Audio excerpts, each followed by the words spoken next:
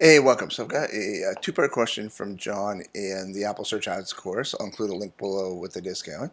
And what John is asking when it comes to CPA, cost per acquisition, he wants to know, does it have meaning for an app that is free with in-app purchases? And if so, how is Apple using this?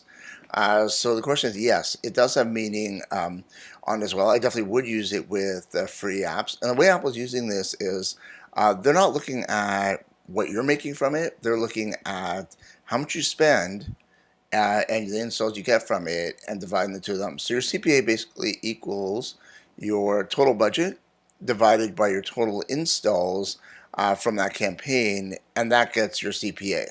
Right, so what Apple's doing, and they don't guarantee this, is they're keeping it below what you put in as your CPA.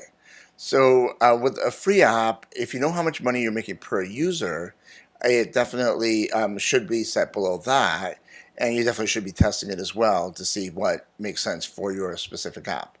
The second part of your question, do you have any recommendations for when this should or shouldn't be used? I like to use it all the time. I think it definitely can be used in free apps. In fact, it's probably more used in free apps than it is in paid apps, just because the companies that are using it know what their cost is per an acquisition. You can also use it in subscription-based apps as well, because you have to kind of look at how many people sign up and what kind of results you get back from it, right? So I definitely would recommend to use it, but again, it depends on your niche. It depends on your situation. Thank you very much, John, for the question.